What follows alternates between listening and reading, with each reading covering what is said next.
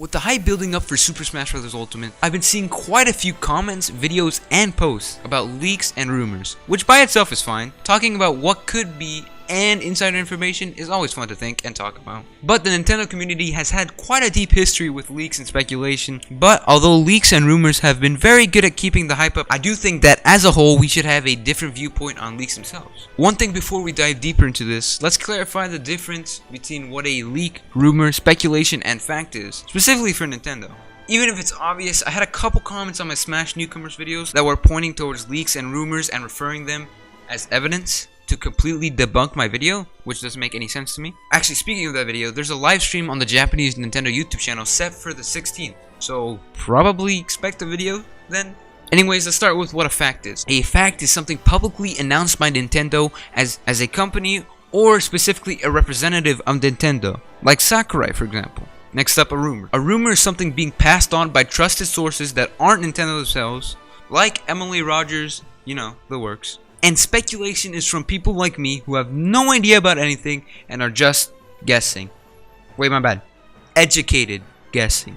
Okay, it's future Mr. Me here, and I didn't really explain why I talked about the definitions. I know I said it was because of the comments, but mainly I wanted to really emphasize what the main difference was between all of these rumors, speculation, leaks, all of them.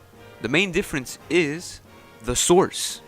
Most of the time we get it from just fans, or fans with a little bit more like insider information, or we get it from Nintendo.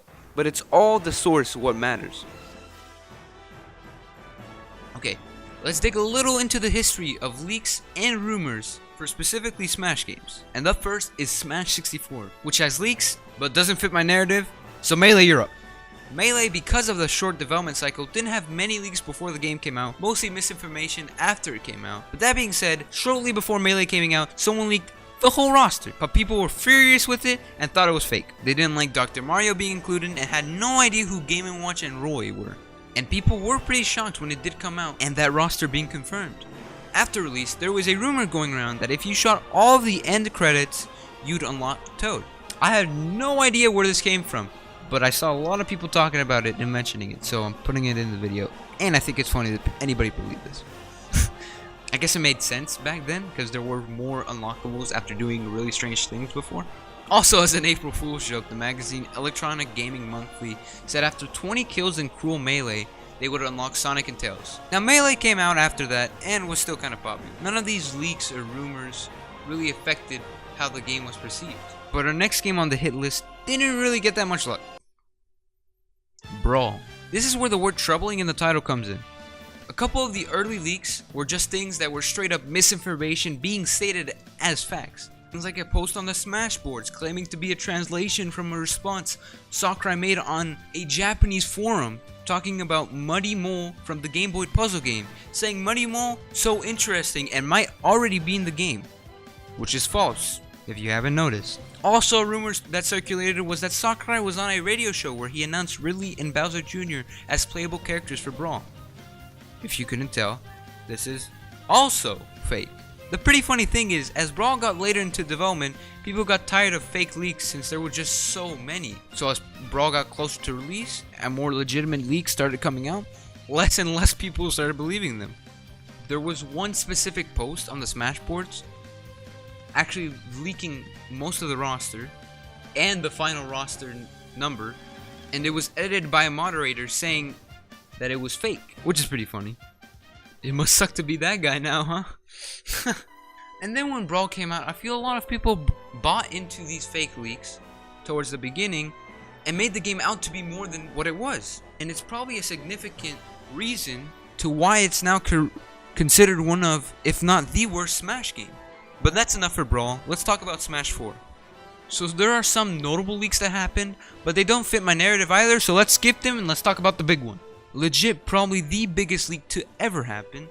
Everything was released at once. Characters, the select screen, stages, gameplay. Holy, it was huge. Leaked by an ESRB like person, sending it to their friends and then later being leaked on 4chan. Crazy leak. But what am I trying to point out here with all of these leaks and rumors? I personally think that how most people view leaks are setting themselves up to be disappointed. It's been It's been shown that if you're a Nintendo fan, predicting something is almost impossible. Let's look at a recent example of this. Nintendo at E3 2018. As this being the second year of the Nintendo Switch being out, and with so many announcements last year, we were expecting Nintendo to keep the ball rolling. And rumors of Star Fox and Metroid running around only perpetuated these expectations. And truly, we only got 2 new game announcements. And to be fair, one of them was actually huge, amazing, and a system seller. And then there was also Smash Bros. There. But still, only 2? Really? See, the thing is, I wasn't as disappointed as I think most were, since Smash is probably my favorite game series ever. But if you don't particularly love Smash, Nintendo's E3 presentation was pretty lackluster. False expectations lead to disappointed people, just how it works. So where does that leave us today and Smash Bros. Ultimate? Well, it seems like every other day I see a new leak on 4chan or someplace else. And although I may enjoy the hype and the build up to the new Smash game, I think we should look at these leaks as speculation really. Because until we have concrete proof like pictures, there's no way to really know.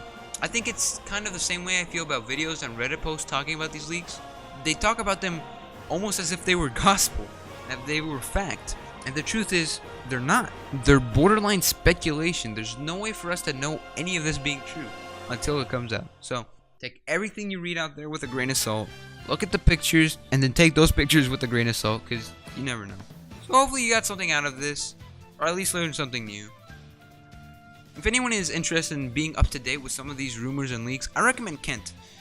He has a solid channel that can really get you up to date on everything that comes out. I haven't spoken to Kent before, but he seems like a chill dude, so check out his channel, link in the card and the description below. I'm gonna stop promising videos, by the way, because that's never going to work. I'm actually scrapping a video every other day, so we're probably going to stick with the Friday upload schedule, but hope you enjoy the content I'm trying to put out there. I'm guessing we're getting new Smash info either today, but I have no idea since I'm recording audio for this Thursday.